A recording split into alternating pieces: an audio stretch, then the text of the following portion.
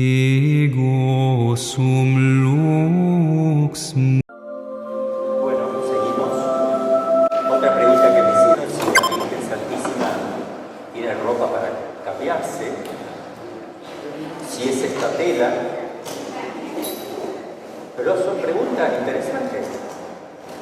Son cuerpos ya glorificados de Jesús y María. ¿Y dónde saca la tela? ¿O es con la voluntad ya la tienen? ¿Es eso es milagro o es natural? Hay muchas cosas que uno puede plantearse, digamos. Lo que podemos con certeza saber es que eso es su cuerpo glorificado y las características y cualidades que conocemos nada más. Hay otras que no conocemos. Y sabemos que la Virgen se aparece con ropita distinta para identificarse con distintos lugares. Y si tienen ropa, porque uno dice no hay pecado original, no hay, es otra forma de vida distinta. Yo no puedo no imaginarme la ropa, y así es. La verdad que no sé, no se plantea la teología de todas esas cosas porque no son necesarias para la salvación eterna. Pero ya sabremos. Algunos ya lo saben, y no dicen nada. Los que ya murieron. Y no dicen nada, porque no pueden. Pero los que podemos decir algo, todavía no hemos muerto. Bueno, sigo. San Juan Crisóstomo dice, no preguntemos dónde está el infierno, sino qué hemos de hacer para evitarlo. ¿Ven? Como vayamos a lo esencial. Santo Tomás, no creo que el hombre pueda saber dónde está el infierno. En un opúsculo.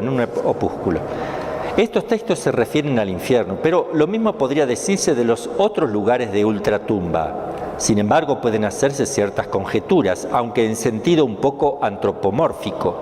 La Sagrada Escritura, quizá adaptándose a nuestra forma de hablar, suele colocar la gloria de los bienaventurados en las partes superiores del universo material y el infierno en las inferiores. Los antiguos, viendo esto, en las Escrituras colocaban el siguiente orden descendente. Los antiguos, los cristianos, cielo, tierra, limbo de los patriarcas, que ya no está, el purgatorio, limbo de los niños, el infierno de los condenados. Entonces, arriba o abajo también es relativo, porque yo tengo la cabeza hacia arriba o hacia abajo, porque la tierra va girando, ¿verdad? Así que los que están de este lado también están con la cabeza arriba y apuntan hacia abajo. Y en realidad todo el universo es relativo a algo. Pero, ¿qué quiere decir arriba o abajo? Bueno, hay una forma de entender. Nosotros entendemos que lo de más arriba es más noble que lo de más abajo. Las cosas bajas son lo menos noble, las cosas elevadas son las más nobles. Por eso decimos arriba el cielo, abajo el infierno, para expresar que es una cosa baja, inferior, mala, fea. Textos de la Sagrada Escritura en que se apoyaban para hacer esta lista. Nadie podía ni en el cielo, ni en la tierra, ni debajo de la tierra abrir el libro ni verlo. Apocalipsis 5:3. Y le rogaban los demonios que no les mandasen volver al abismo.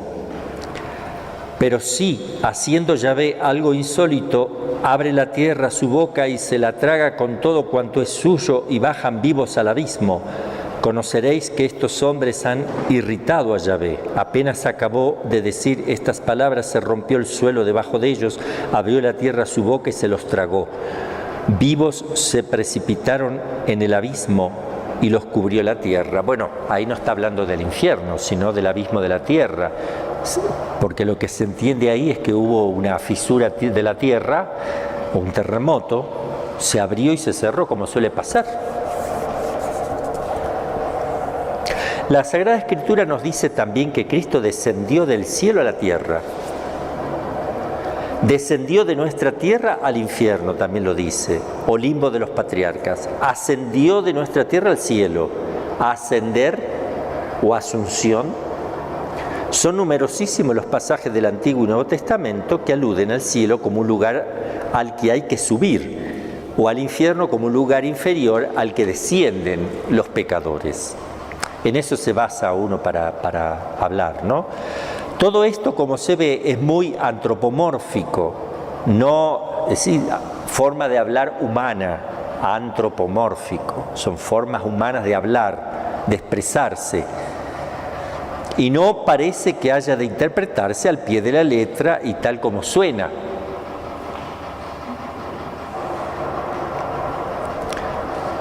¿Cuándo ingresan en ella las almas a estas moradas?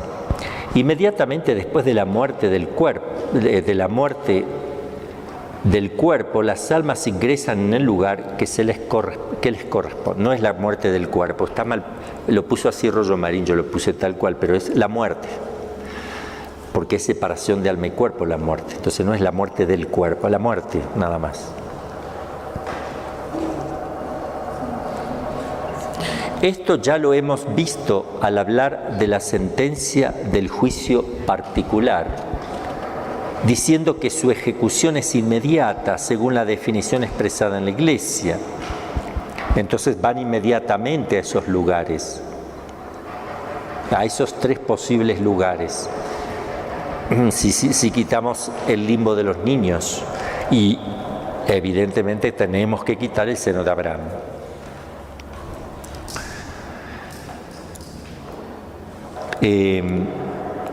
Santo Tomás explica esto de esta manera. Voy a leer porque es la suma y nos hace bien escuchar a Santo Tomás. Así como la gravedad o la ligereza de los cuerpos les lleva al lugar en que es el término de su movimiento, por ejemplo, los cuerpos pesados caen al suelo, un globo lleno de aire, pero no como el que soltaron el otro día, sube hacia arriba. De modo semejante, el mérito o los deméritos de las almas les empujan hacia el premio o castigo que les corresponde. Se van como llevadas por su propio peso, por decir así, y como el lugar que se designa a las almas es el que corresponde al premio o castigo que merecen, en el instante mismo en que el alma se desprende de su cuerpo es sumergida en el infierno o vuela al cielo, a no ser que este vuelo sea impedido por algún reato de pena que requiera la previa purificación del alma, como es el purgatorio.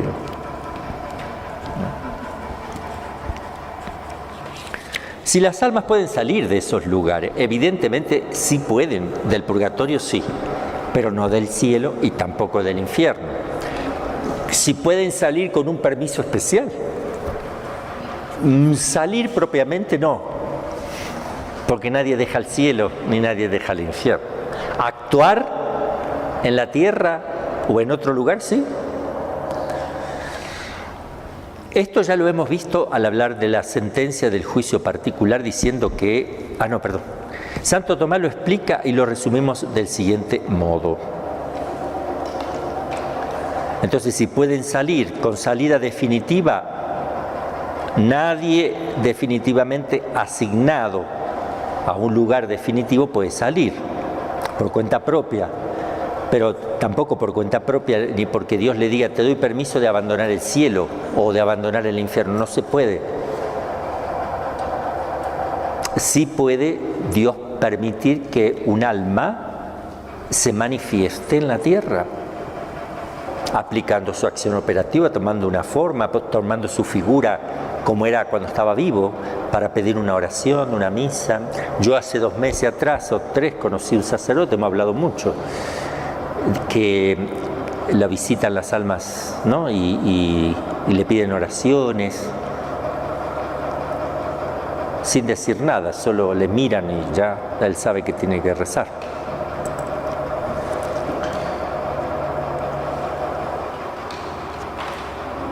Y sabe que son del purgatorio y no del infierno, porque en algún caso se ha aparecido el demonio también.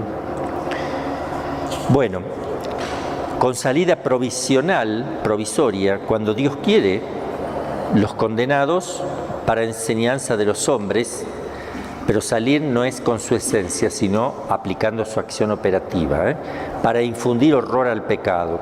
Las almas del purgatorio para implorar sufragios, no es que dejan el purgatorio, aplican su acción. Siempre que quieren, en virtud de la gloria, los bienaventurados para bien de aquellos a quienes se aparecen. También un santo se puede aparecer aplicando su acción operativa. El que no necesita aplicar acción operativa es Cristo y María, que se presentan tal cual. ¿Me entienden? Cuando nosotros tengamos el cuerpo vamos a poder. El que tiene el cuerpo sí, es tal cual. Porque operan a través del cuerpo. Entonces está ahí, cuando la Virgen se aparece o Cristo, lo está haciendo con su cuerpo. A no ser que se deje ver con visión intelectual, que es otra cosa. Pero si se aparece físicamente fuera de la persona, es con su cuerpo glorificado.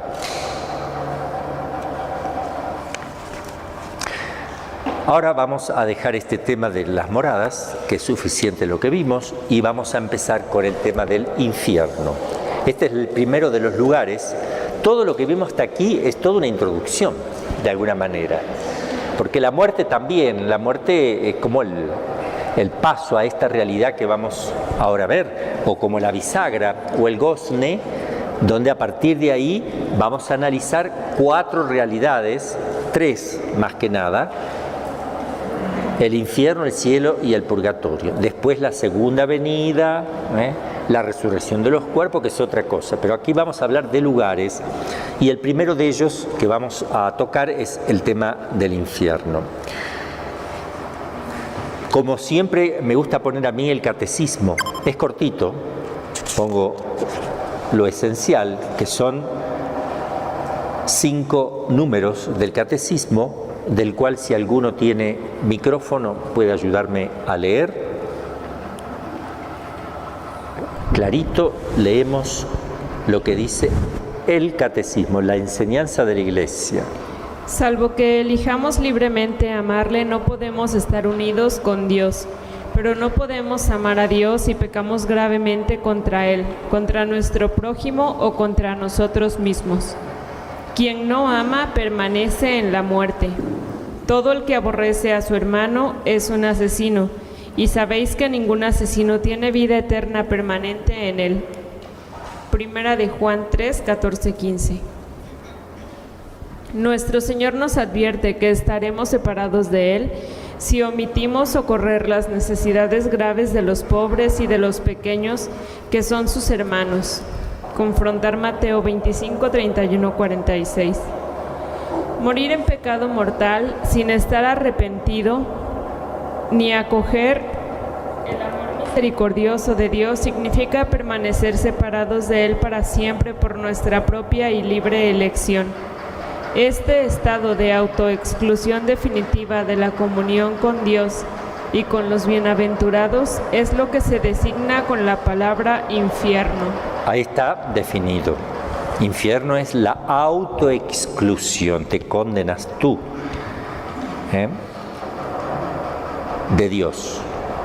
Autoexclusión de Dios. ¿Quién sigue?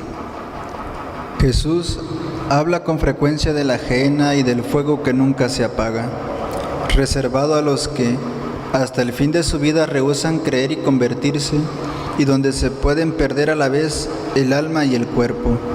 Jesús anuncia en términos graves que enviará a sus ángeles, que recogerán a todos los autores de iniquidad y los arrojarán al horno ardiendo, y que pronunciará la condenación: alejaos de mí, malditos, al fuego eterno. Otro numerito. La enseñanza de la Iglesia afirma la existencia del infierno y su eternidad. Las almas de los que mueren en estado de pecado mortal descienden a los infiernos inmediatamente después de la muerte, y allí sufren las penas del infierno, el fuego eterno. La pena principal del infierno consiste en la separación eterna de Dios, en quien únicamente puede tener el hombre la vida y la felicidad para las que ha sido creado y a las que aspira.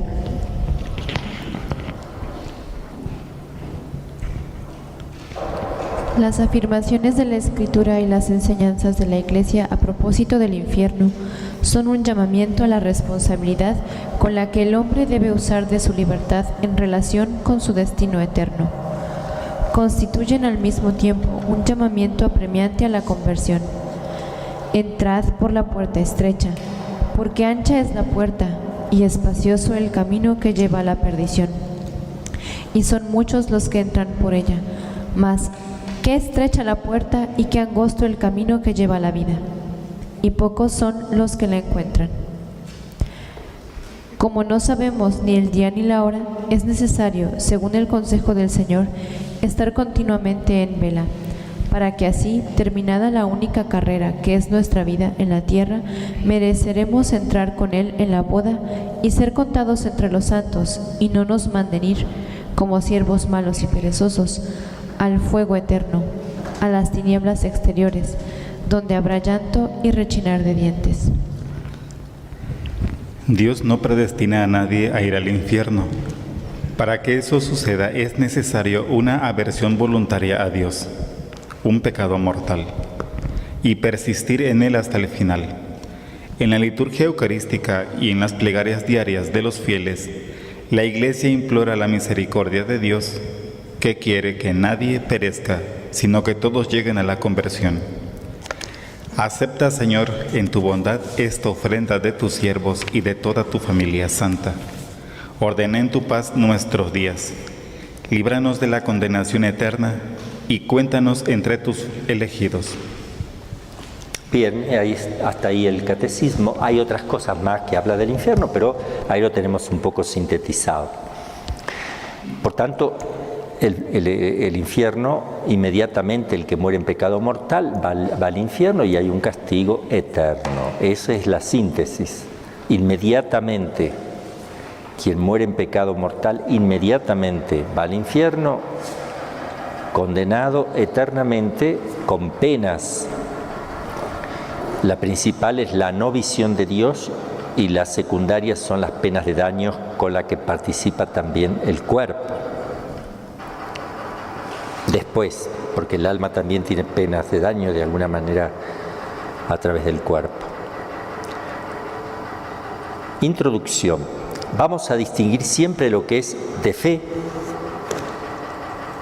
que como tal es indiscutible para todo católico, de lo que son conjeturas y probabilidades debidas al ingenio de los teólogos. Entonces, nosotros vamos a ir diciendo, esto es de fe, esto hay que creer, necesariamente. La experiencia de muchos misioneros atestigua de manera irrefragable cuán eficaz suele ser la exposición serena y equilibrada de la verdad sobre el infierno para despertar de su letargo las conciencias de tantos pecadores a quienes el olvido de las grandes verdades eternas tenía sumergido en las tinieblas del pecado. Hace mucho bien el tema del infierno. Yo cuando me ordené de sacerdote, los primeros años me gustaba salir mucho a misionar, salía a misionar, qué sé yo, un mes entero, donde iba con los seminaristas a lugares muy carentes de sacerdotes, pueblos, barrios grandes, y ahí hacíamos las misiones, salíamos por casa, y a la tarde hacíamos la gran predicación con procesión de la Virgen y después la misa. La predicación aparte duraba 1 hora y media, tipo conferencia, donde se hablaba claramente del infierno, del pecado, de la muerte, de la gracia, de la existencia de Dios, todas las verdades fundamentales, y sacudía a la gente que lloraban y pedían perdón, y después nos poníamos a confesar varios sacerdotes, mucha gente, y es muy lindo eso. Acá es como que le da miedo un poco hacer eso por las calles, ¿no? Y yo creo que podríamos hacerlo, hacer ahí, revolucionar todo. Si a nosotros nos permitieran ir, qué sé yo, 15 días desde acá a Barrio Sábal, sería lindo, hacer una misión allí, que podríamos preguntar también la posibilidad para el año que viene de tomar una zona en todo caso y hacer ahí. Además está la predicación del sacerdote y están después de eso y después de la misa, que no es más tarde que las 6:30, 7, vienen las actividades con jóvenes y niños y adultos y matrimonios y se preparan para la comunión, para la confirmación. Hay mucha actividad, porque en esos 20 días se preparan para hacer comunión, confirmación, para confesarse, para casarse, regularizar matrimonios, un montón de cosas donde tiene que haber muchos sacerdotes ahí trabajando también, que no dan abasto, confesando y más que nada administrando sacramentos. Y eso lo puede hacer el contemplativo con apostolado a cargo también, que se puede hacer cada 6 meses o cada 3 meses, se hace una misión de 20 días en algún lugar. Y es muy lindo, es la primera conversión de la gente que les hace tanto bien. Bueno, San Ignacio, por experiencia personal, incluye en los ejercicios espirituales todo el tema del infierno. Carrigou-Lagrange dice esto: lamentablemente hoy se predica poco sobre este asunto y se deja caer en el olvido una verdad tan saludable. No se reflexiona bastante que el temor del infierno es el principio de la prudencia y conduce a la conversión. En este sentido se puede decir que el infierno ha salvado muchas almas. Además, circulan muchas objeciones demasiado superficiales contra la existencia del infierno que a algunos creyentes les parece que responden a la verdad con mejores títulos que las respuestas tradicionales. ¿Por qué? Porque no han profundizado ni han querido desentrañar esas respuestas. La Santísima Virgen de Fátima ha hecho recurso de una visión a los pequeños pastorcitos de Fátima para que no olvidemos la realidad y gravedad de esta verdad de fe. Recordemos aquí el relato de la sierva de Dios, Sor Lucía, y los comentarios de las repercusiones de la visión que han tenido del infierno. Acá va con los comentarios que ella hace en algunos momentos de la obra, las memorias y otros comentarios. Así que lo vamos a leer despacio, así la gente nos acompaña con la lectura que vamos a hacer aquí. Vamos a ir variando para que la voz cambie. Así que vamos a empezar leyendo esta partecita. Son como 3 hojas que yo prefiero que lo leamos entre todos por si hay que comentar algo. Adelante la lectura. Con fuerza, además, porque yo no sé si es porque el sonido va para allá, pero yo mucho no escucho. Tercera aparición, 13 de julio de 1917. Momentos después de haber llegado a Cova de Iría, junto a la carrasca, entre una numerosa multitud del pueblo, estando rezando el rosario, vimos el resplandor de la acostumbrada luz y enseguida a Nuestra Señora sobre la carrasca. Continúa Lucía. ¿Qué quiere usted de mí? Pregunté. Quiero que vengáis aquí el día 13 del mes que viene, que continuéis rezando el rosario todos los días, en honor de Nuestra Señora del Rosario, para obtener la paz del mundo y el fin de la guerra, porque solo ella lo puede conseguir. Quería pedirle que nos dijera quién es, que haga un milagro para que todos crean en usted, que usted se nos aparece.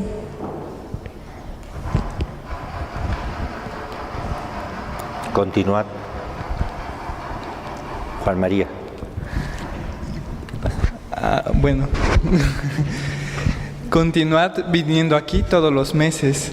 En octubre diré quién soy y lo que quiero, y haré un milagro que todos han de ver para creer. Aquí hice algunas peticiones que no recuerdo bien cuáles fueron. Lo que sí recuerdo es que Nuestra Señora dijo que era preciso rezar el rosario para alcanzar esas peticiones durante el año y continuó. Sacrificaos por los pecadores. Decid muchas veces, en especial cuando hagáis algún sacrificio: oh Jesús, es por tu amor, por la conversión de los pecadores y en desagravio por los pecados cometidos contra el Inmaculado Corazón de María. Al decir estas últimas palabras, abrió de nuevo las manos como en los meses pasados. El reflejo parecía penetrar en la tierra y vimos como un mar de fuego.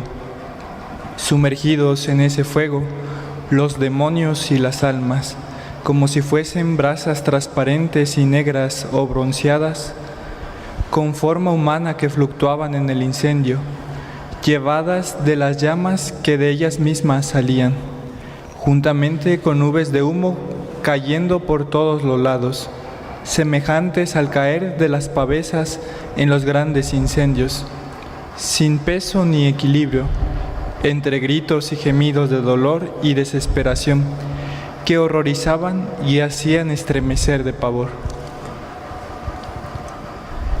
Debe de haber sido a la vista de esto cuando dije aquel ay que dicen haberme oído. Los demonios se distinguían por formas horribles y asquerosas de animales espantosos y desconocidos, pero transparentes como negros carbones en brasa. Asustados y como para pedir socorro, levantamos la vista hacia Nuestra Señora, que nos dijo entre bondadosa y triste: Habéis visto el infierno, a donde van las almas de los pobres pecadores. Para salvarlas, Dios quiere establecer en el mundo la devoción a mi Inmaculado Corazón. Si hicieran lo que os voy a decir, se salvarán muchas almas y tendrán paz. La guerra va a acabar. Pero si no dejan de ofender a Dios, en el reinado de Pío XI comenzará otra peor. Cuando veáis una noche alumbrada por una luz desconocida. Se trata de la aurora boreal que aconteció en la noche del 25 al 26 de enero de 1938. Sabed que es la grande señal que Dios os da de que va a castigar al mundo por sus crímenes, por medio de la guerra, del hambre y de persecuciones a la Iglesia y al Santo Padre. Para impedirla, vendré a pedir la consagración de Rusia a mi Inmaculado Corazón y la comunión reparadora de los primeros sábados. Si atendieran mis peticiones, Rusia se convertirá y habrá paz. Si no, esparcirá sus errores por el mundo, promoviendo guerras y persecuciones a la Iglesia. Los buenos serán martirizados. El Santo Padre tendrá que sufrir mucho. Varias naciones serán aniquiladas. Por fin, mi Inmaculado Corazón triunfará. El Santo Padre me consagrará Rusia, que se convertirá, y será concedido al mundo algún tiempo de paz. En Portugal se conservará siempre la doctrina de la fe, etc. Esto no se lo digáis a nadie. A Francisco sí podéis decirlo. Cuando recéis el rosario, diréis después de cada misterio: Oh Jesús mío, perdónanos, líbranos del fuego del infierno, lleva todas las almas al cielo, principalmente las más necesitadas. Transcurrido un instante de silencio, pregunté: ¿Usted no quiere de mí nada más? No, hoy no quiero nada más de ti. Y, como de costumbre, comenzó a elevarse en dirección al naciente, hasta desaparecer en la inmensa lejanía del firmamento. Excelentísimo y reverendísimo señor obispo, dije ya a vuestra excelencia reverendísima en las anotaciones que le envié una vez leído el libro Jacinta, que ella se impresionaba muchísimo con algunas de las cosas reveladas en el secreto. Ciertamente era así.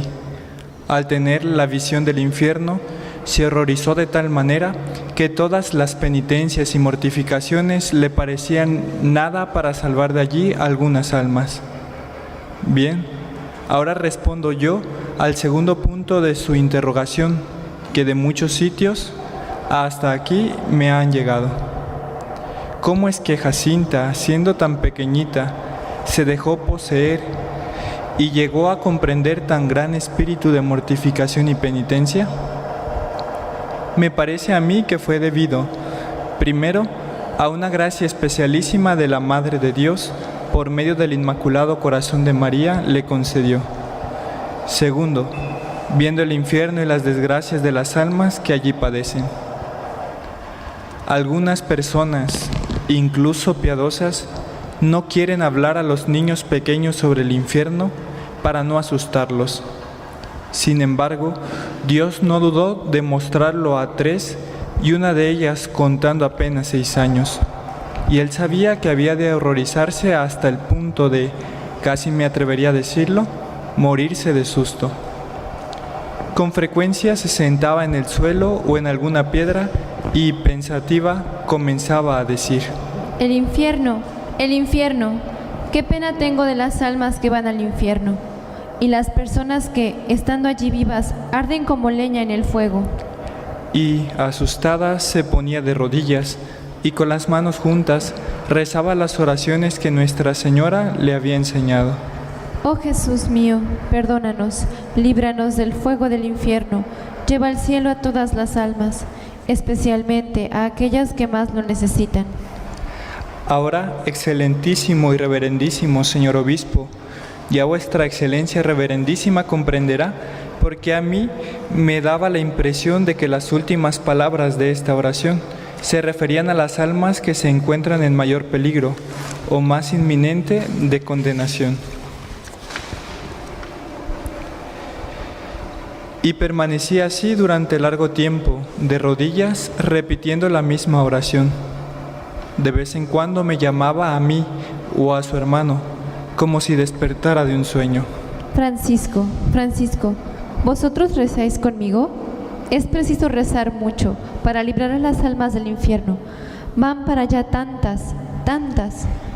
Otras veces preguntaba: ¿por qué Nuestra Señora no muestra el infierno a los pecadores? Si ellos lo vieran, no pecarían para no ir allá. Has de decir a aquella señora que muestre el infierno a toda aquella gente. Se refería a los que se encontraban en Cova de Iría en el momento de la aparición. Verás cómo se convierten. Después, medio descontenta, me preguntaba: ¿por qué no dijiste a Nuestra Señora que mostrase el infierno a aquella gente? Lo olvidé, le respondí. También yo lo he olvidado. Decía ella con aire triste. ¿Qué pecados son los que esa gente hace para ir al infierno? No sé, tal vez el pecado de no ir a misa los domingos, de robar, el decir palabras feas, maldecir, jurar. ¿Y solo así, por una palabra, van al infierno? Claro, es pecado. ¿Qué trabajo les costaría el estar callados e ir a misa? Qué lástima me dan los pecadores, si yo pudiera mostrarles el infierno. Algunas veces, de una manera repentina, se agarraba a mí y me decía: yo voy al cielo, pero tú te quedas aquí. Si Nuestra Señora te lo permitiera, di a todo el mundo cómo es el infierno, para que no cometan pecados y no vayan allá. Otras veces, después de estar un poco de tiempo pensando, decía: tanta gente que va al infierno, tanta gente en el infierno.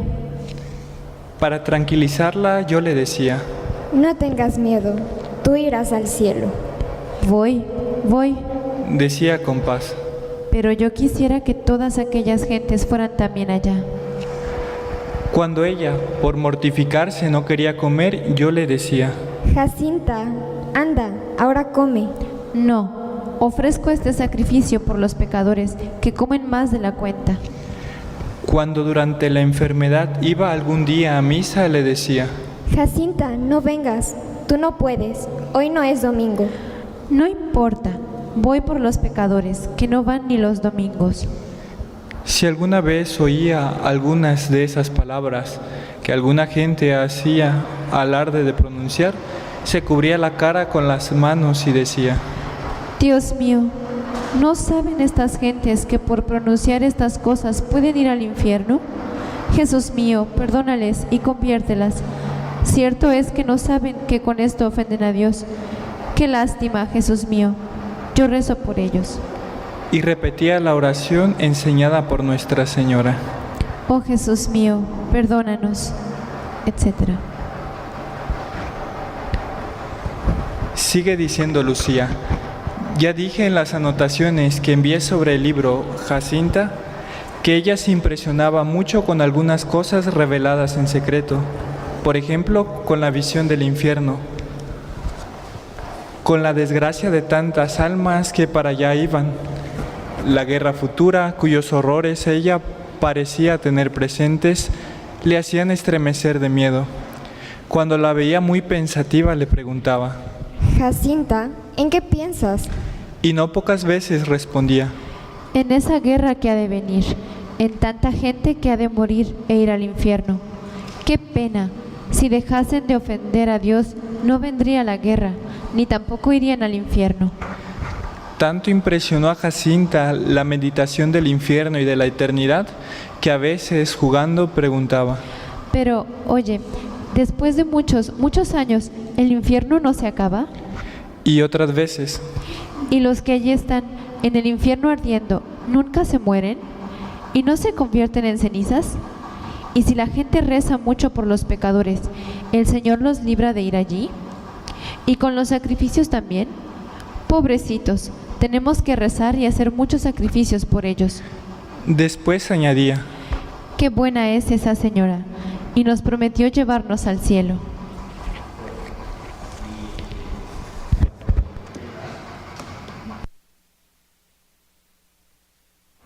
Aquí hay otro tema ahora, San Juan Pablo II en la homilía de la beatificación de los pastorcitos, recordando a la Virgen que dijo: muchas almas van al infierno, comenta lo que viene. ¿Quién puede leer?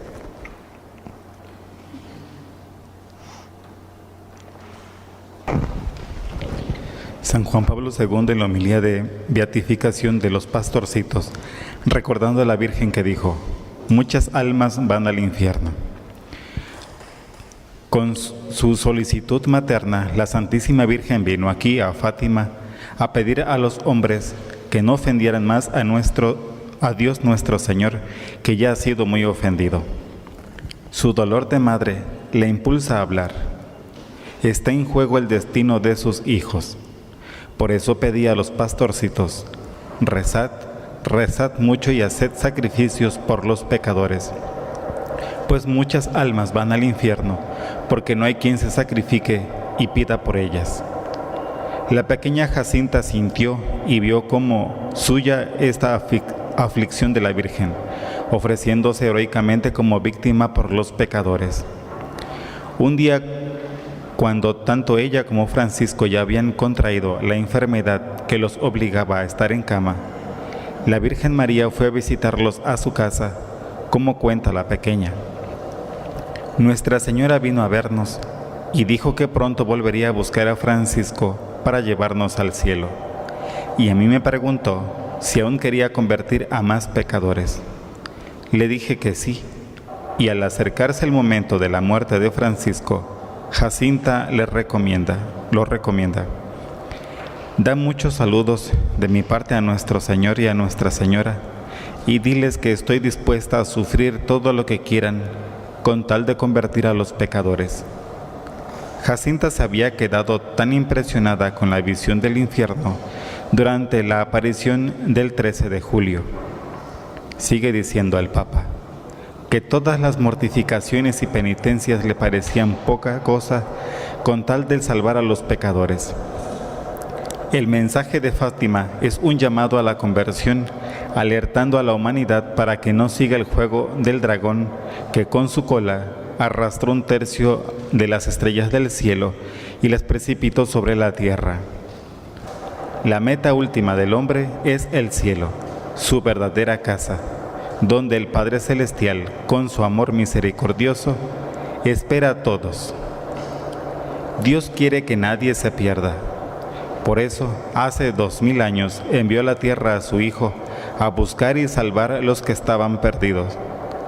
Él nos ha salvado con su muerte en la cruz, que nadie haga vana esa cruz. Bueno, también Santa Teresa de Ávila se expresa sobre el infierno. Vamos a leer esa partecita, Madre Gloria. Adelante, Miriam. Sentí un fuego en el alma que yo no puedo entender cómo decir de la manera que es. Los dolores en el cuerpo son tan insoportables que, con haberlos pasado en esta vida, gravísimos, porque fue encogérseme todos los nervios cuando me tullí, sin otros muchos dolores que de muchas maneras he tenido. Todo esto no es nada en comparación de lo que allí sentí, y de ver que había de ser sin fin y sin jamás cesar.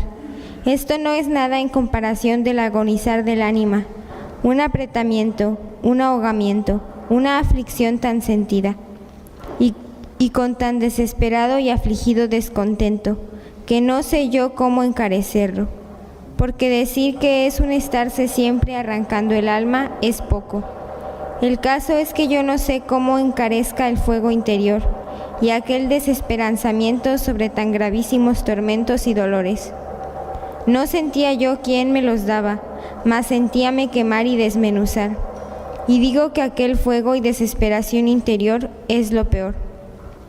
Estando en tan pestilencial lugar, tan sin poderse esperar consuelo, no hay sentarse ni echarse, ni hay lugar, aunque me pusieron en este como agujero hecho en la pared, porque estas paredes, que son espantosas a la vista, aprietan ellas mismas y todo ahoga. No hay luz, sino todo tinieblas oscurísimas. Yo no entiendo cómo puede ser esto que, con no haber luz, lo que a la vista ha de dar pena, todo se ve.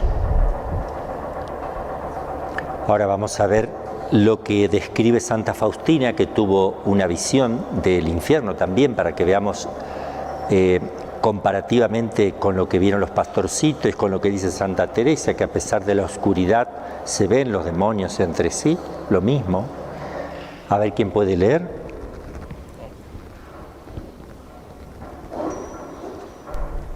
Hoy, bajo la guía de un ángel, he estado en los abismos del infierno. Es un lugar de grandes tormentos, en toda su extensión espantosamente grande. Estas son las varias penas que he visto. La primera, la que constituye el infierno, es la pérdida de Dios. La segunda, los continuos remordimientos de conciencia. La tercera, el conocimiento de que aquella suerte no cambiará jamás. La cuarta pena es el fuego que penetra el alma, pero no la aniquila. Es una pena terrible, es un fuego puramente espiritual, encendido de la ira de Dios. La quinta pena es la oscuridad continua, un horrible sofocante hedor, y a pesar de la oscuridad, los demonios y las almas condenadas se ven entre sí, y ven todo el mal de los demás y el propio. La sexta pena es la compañía continua de Satanás. La séptima pena es la tremenda desesperación, el odio de Dios, las imprecaciones, las maldiciones, las blasfemias. Estas son penas que todos los condenados padecen juntos, pero esto no es el fin de los tormentos. Hay tormentos particulares para las diversas almas, que son los tormentos de los sentidos. Cada alma, con lo que ha pecado, es atormentada de manera tremenda e indescriptible. Hay unas horribles cavernas, abismos de tormentos, donde cada suplicio se diferencia del otro. Había muerto a la vista de aquellas horribles torturas si no me hubiera sostenido la omnipotencia de Dios. El pecador sepa que con el sentido con el que peca será torturado por toda la eternidad. Escribo esto por orden de Dios, para que ningún alma se justifique diciendo que el infierno no existe, o también que ninguna ha estado nunca y ninguno sabe cómo sea. Yo, Sor Faustina, por orden de Dios, estuve en los abismos del infierno, con el fin de relatarlo a las almas y atestiguar que el infierno existe. Ahora no puedo hablar de esto. Tengo la orden de dejarlo por escrito. Los demonios han demostrado un gran odio en contra mío, pero por orden de Dios han debido obedecerme. Lo que he escrito es una débil sombra de las cosas que he visto. Una cosa he notado, es decir, que la mayor parte de las almas que allí están son almas que no creían que el infierno existía. Cuando volví en mí, no lograba reponerme del espanto, al pensar que unas almas allí sufren tan terriblemente. Por eso ruego con el mayor fervor por la conversión de los pecadores, e invoco la misericordia de Dios para ellos. Oh Jesús mío, prefiero agonizar hasta el fin del mundo con las más grandes torturas, antes que ofenderte con el más pequeño pecado. Y ahora viene el relato, el extraño e inquietante caso del profesor Diocré. Esto es importante lo que cuenta este doctor, porque cuenta la conversión de San Bruno. Esto es histórico. A ver quién lo puede leer con voz potente. Que lo lea claramente. Bueno, a ver, adelante. Cuánto bien puede hacer el pensamiento del infierno. Nos lo dice lo sucedido en los funerales de un famoso maestro de la Sorbona de París, Raymond Diocre. El episodio clamoroso fue, en palabras del padre Tomaselli, reportado y analizado con rigor en todos sus detalles. Esto es lo que sucedió. A la muerte del profesor, que tuvo lugar en París, se prepararon funerales solemnes en la iglesia de Notre Dame. Asistieron profesores y hombres de la cultura, autoridades eclesiásticas y civiles, además de discípulos del difunto y fieles de todas las clases sociales. El cuerpo, colocado en el centro de la nave, estaba cubierto con un simple velo. Se comenzó a recitar el oficio de difuntos. Cuando se llegó a las palabras, responde mí, quantas habeo iniquitates et peccata, se escuchó una voz sepulcral salir de debajo del velo. Por el justo juicio de Dios he sido acusado. Con consternación se quitó el velo, pero el cuerpo estaba quieto y sin movimiento. Bueno, les voy a decir algo. Tenía fama de santidad. O sea, ese es el tema. Por eso había mucha gente, era un profesor de la universidad, ¿no? Sacerdote creo que era, ¿no? Sí. Y entonces se ve que Dios en justicia hizo aclarar algo, ¿no? Siga. Se reinició el oficio, interrumpido en medio de la conmoción general. Cuando se llegó al mismo versículo anterior, el cadáver se levantó a la vista de todos y gritó, por el justo juicio de Dios he sido juzgado. Primero acusado, ahora juzgado. El terror y el espanto se apoderaron de todos.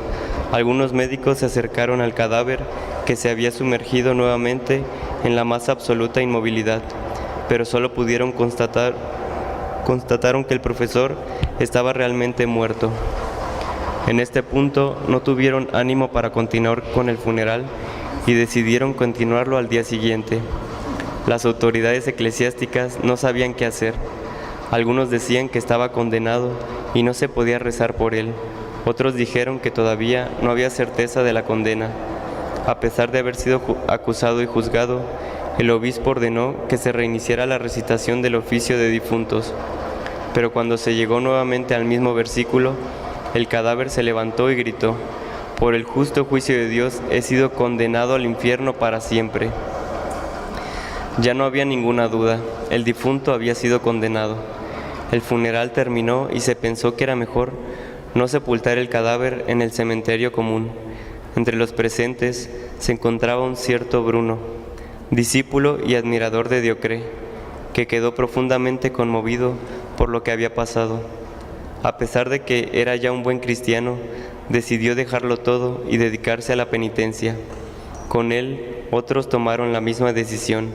Bruno se convirtió en el fundador de la Orden de los Cartujos o Trapense, orden que se encuentra entre las más estrictas de la Iglesia Católica.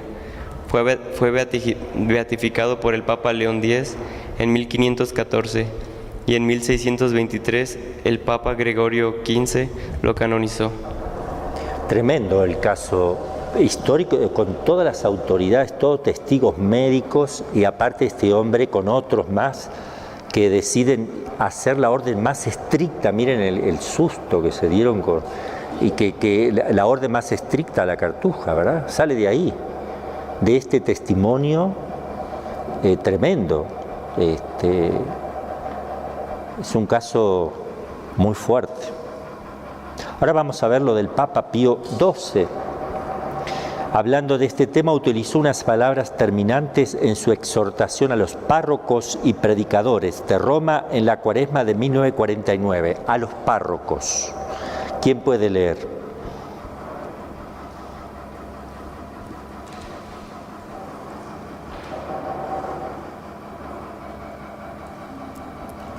Bueno, leo yo. No hay pues tiempo que perder en contrarrestar con todas las fuerzas este resbalar de nuestras propias filas en la irreligiosidad y para despertar el espíritu de oración y de penitencia. La predicación de las primeras verdades de la fe y de los fines últimos no solo no ha perdido su oportunidad en nuestros tiempos, sino que ha venido a ser más necesaria y urgente que nunca. Incluso la predicación sobre el infierno, sin duda alguna, hay que tratar ese asunto con dignidad y sabiduría, pero en cuanto a la sustancia misma de esa verdad, la Iglesia tiene ante Dios y ante los hombres el sagrado deber de anunciarla, de enseñarla sin ninguna atenuación, como Cristo la ha revelado. Y no existe ninguna condición de tiempos que pueda hacer disminuir el rigor de esta obligación. Esto obliga en conciencia a todo sacerdote, a quien en el ministerio ordinario o extraordinario se ha confiado el cuidado de amaestrar, avisar y guiar a los fieles.